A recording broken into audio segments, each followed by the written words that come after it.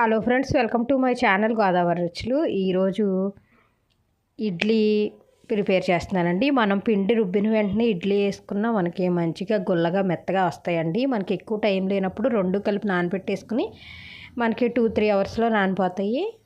వెంటనే ప్రిపేర్ చేసుకోవచ్చు. నేను గ్లాస్ మినపప్పుకి 3 గ్లాసులు రవ్వ తీసుకుని నానబెట్టుకున్నాను. మినపప్పు రవ్వ కడిగేసుకోవాలి. కడిగిన తర్వాత ఇదిగోండి గ్రైండర్లో వేసి రుబ్బుకుంటున్నాను. రవ్వ పిండి ఒక గిన్నెలో వేసుకున్నాను. ఇదిగోండి పిండి నలిగిపోయింది. రెండు కలిపి బాగా కలిపేసుకుని సాల్ట్ వేసుకుంటున్నాను.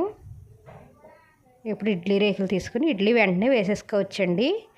మనకి రవ్వ కూడా నానద్దు కాబట్టి వెంటనే ప్రిపేర్ చేసేయచ్చు. మనకేమి ఇక్కడ పిండి పర్మెంటేషన్ జరగక్కర్లేదు. ఇక చూడండి చక్కగా మెత్తగా ఇడ్లీలు రెడీ అయిపోయినాయి. చాలా సాఫ్ట్గా మెత్తగా వస్తాయండి. ఇక్కడ నేను పెరుగు మామిడికాయ పచ్చడితో తీసుకున్నాను. Please subscribe.